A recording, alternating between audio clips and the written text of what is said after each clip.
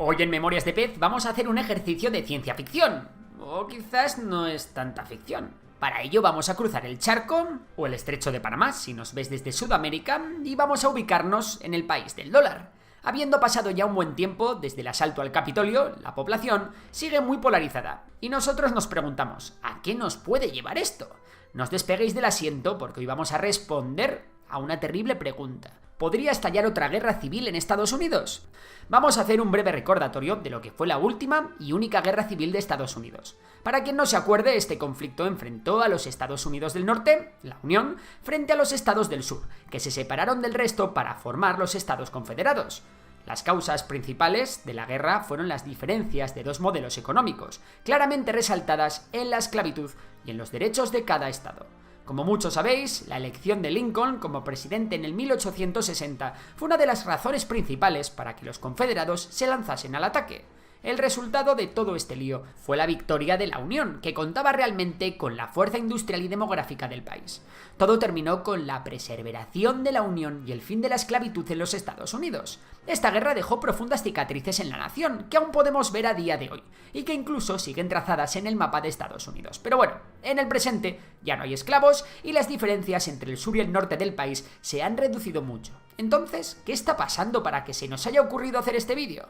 Pues lo cierto es que el tío Sam no está atravesando su mejor momento. De hecho, podemos decir que está pasando por uno de sus peores momentos, siempre teniendo en cuenta que hablamos de la gran potencia mundial, claro. Y es que a pesar de que haya muchísimas empresas que suben como la espuma, de que un único estado tenga el quinto PIB más alto del planeta y de que el SP500 brille por sí solo, los indicadores económicos no son lo único que nos habla del futuro de un país o de cómo vive la gente allí. Y aunque muchos lo penséis, no. Trump no es el culpable de todo esto. De hecho, parece que la aparición de este ser extravagante y populista es más una consecuencia que una causa del mal que asola a los States desde hace ya un tiempo. El asalto al Congreso por parte de los seguidores del magnate en el año 2021, una escena que parecía sacada de una película distópica, tiene sus raíces en las mismísimas bases de la política estadounidense. Por cierto, otra película distópica es la de Civil War, que ha hecho que muchos de nosotros nos pongamos a debatir sobre la posibilidad de que este evento tan chungo ocurra. Lo cierto es que alguien ya había intentado explicar esto antes que nosotros y con mucho más esfuerzo. La politóloga Barbara Walter identifica 4 factores determinantes que preceden a las guerras civiles. 1. La aparición de la anocracia, que no significa que los políticos gobiernen como el culo, aunque de eso haya mucho. Digamos que una anocracia sería una mezcla de democracia con muchas injusticias y prácticas autoritarias.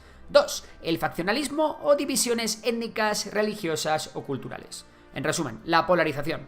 3. La pérdida del poder por parte de un grupo social. Y 4. La pérdida de la esperanza en el sistema tras procesos de cambio fallidos. ¿Ha ocurrido todo esto allí? Vamos a ver el primer factor, la anocracia. Me diréis, Estados Unidos es claramente una democracia, ¿no? Bueno, pues según el índice Polity4, que se usa para medir el nivel de democracia-autocracia de los países, en 2015 Estados Unidos tenía un +10. Vamos, que Estados Unidos era una democracia plena.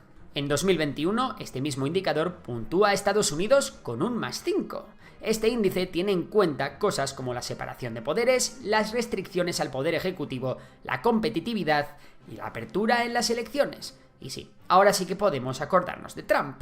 Vamos con el 2. Venga, Estados Unidos se encamina a una anocracia, pero ¿qué hay de la polarización? Bueno, pues según el CSIS, el número de grupos extremistas de derecha ha aumentado en un 50% únicamente desde 2017 hasta 2021. En cuanto a la polarización electoral, sabemos que el porcentaje de votantes que ven al partido opuesto de manera muy desfavorable aumentó del 21% en el 1994 al 58% en el año 2020.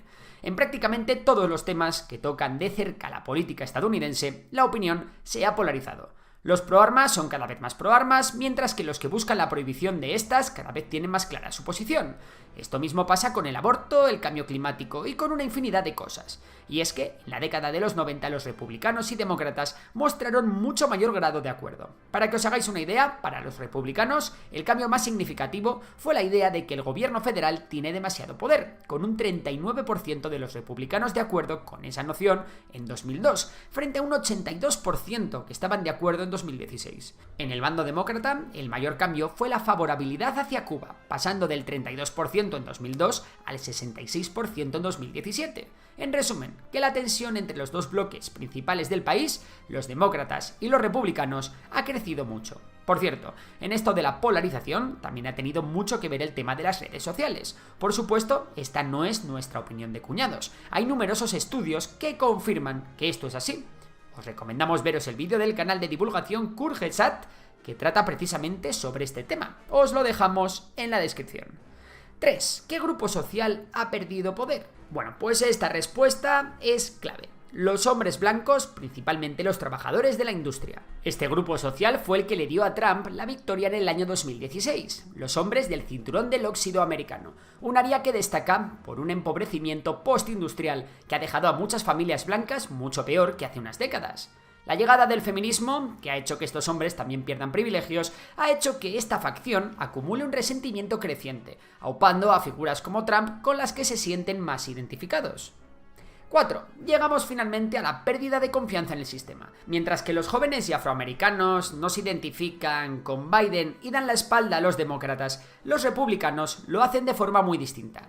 Y es que la negativa del expresidente Donald Trump a aceptar los resultados de las elecciones de 2020 y los subsecuentes intentos de varios estados para cambiar las leyes electorales han minado la integridad electoral. Según una encuesta, el 55% de los votantes republicanos creían que las elecciones de 2020 fueron robadas. Por otra parte, es especialmente notoria la desconfianza de los republicanos en el gobierno federal. Por esto hemos podido ver rifirrafes intensos hace no mucho con el tema de la inmigración en Texas, por ejemplo, entre el gobernador y Washington.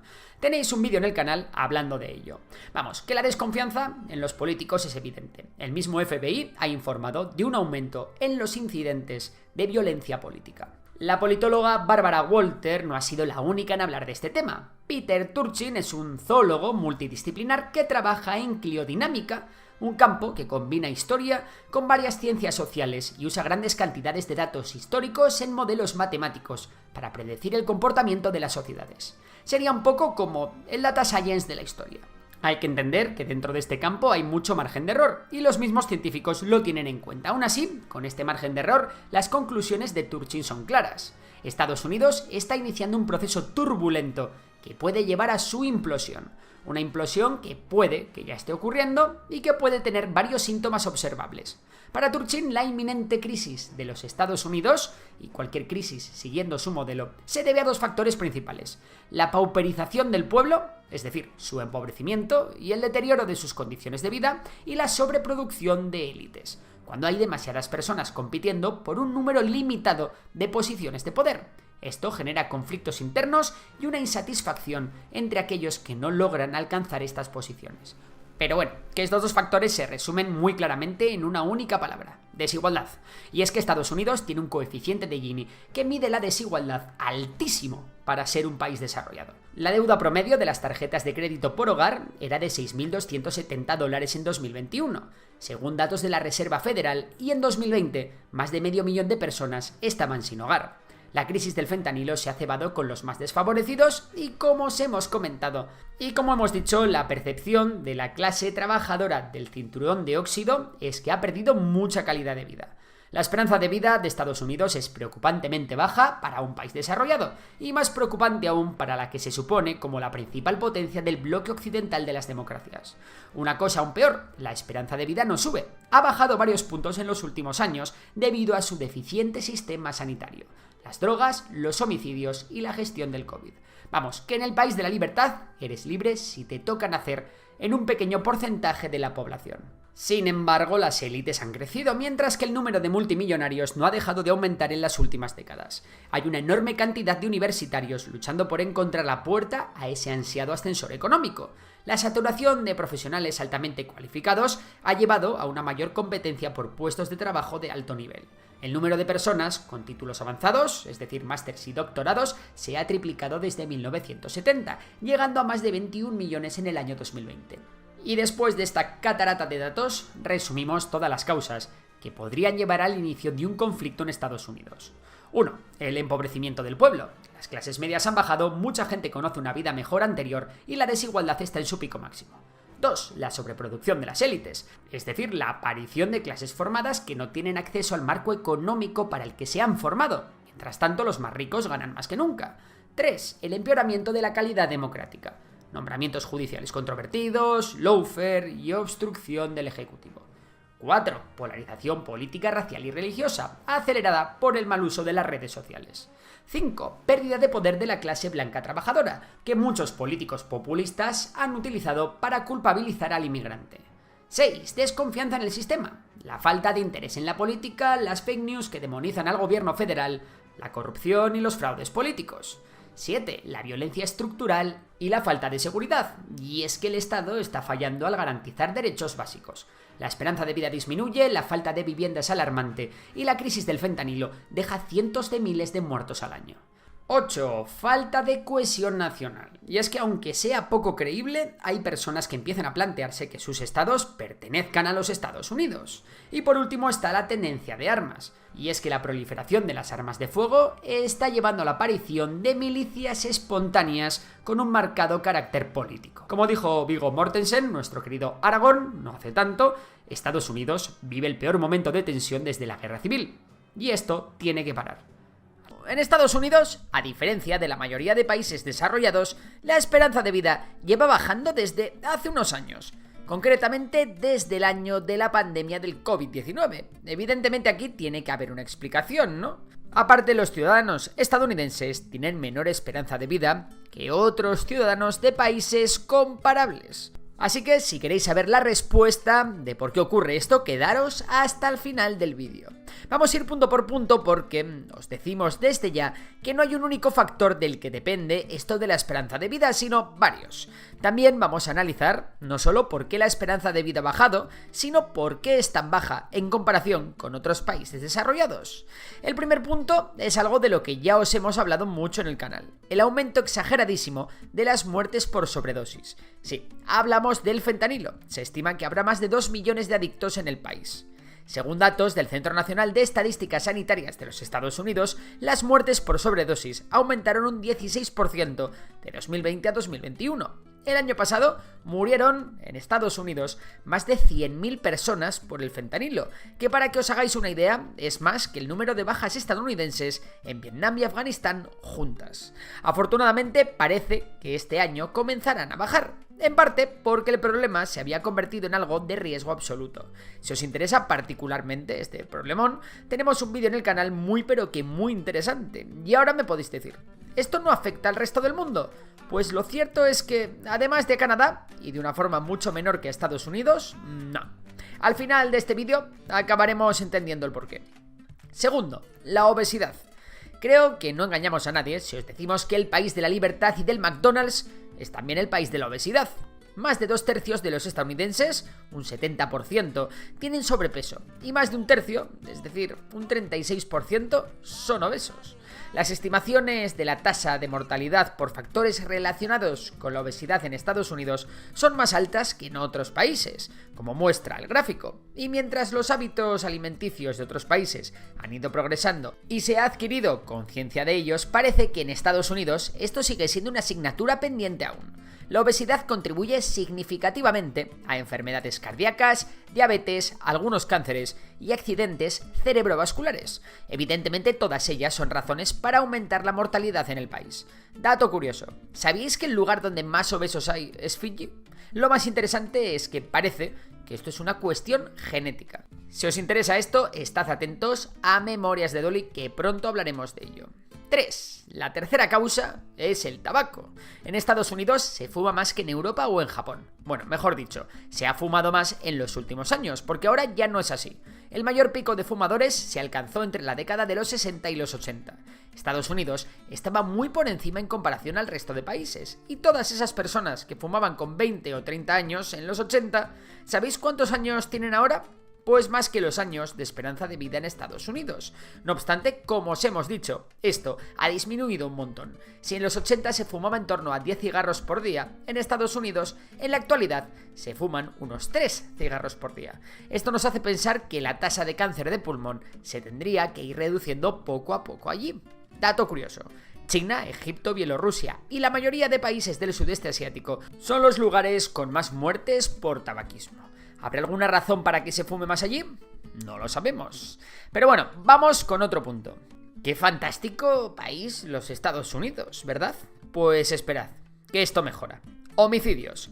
Para 2021 la tasa de homicidios en Estados Unidos multiplica por 10 la tasa de cualquier país seguro de Europa, y era 5 veces la tasa de homicidios de Suecia, un país en Europa que tiene un tremendo problemón con este tema. No hay ningún país desarrollado que pueda ganar a Estados Unidos en este desagradable factor. De cada 100.000 muertos, 5 mueren asesinados allí. Además, la mayoría de víctimas de homicidios son personas jóvenes, y esto hace que la esperanza de vida disminuya aún más, claro.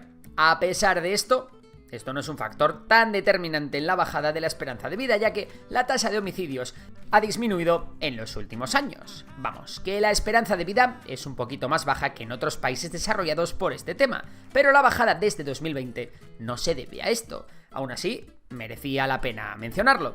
Otro factor más que influye especialmente en la gente joven es el de los accidentes de tráfico. Pasamos muy rápido por encima de esto, pero para que os hagáis una idea, en la mayoría de países desarrollados, los accidentes de tráfico son como mínimo un 50% menos comunes. 10 de cada 100.000 personas mueren en las carreteras allí, casi 3 veces más, por ejemplo, que en España. Los factores mencionados ahora, a pesar de ser muy importantes, no son los más determinantes. Estos factores inciden directamente sobre la mortalidad. Pero si hay algo por lo que destaca Estados Unidos frente al resto de países desarrollados, es en la desigualdad. Aunque los estadounidenses tienen un ingreso promedio más alto que las personas en la mayoría de los países ricos, los ingresos de los estadounidenses más pobres son menores que los de las personas más pobres en otros países ricos.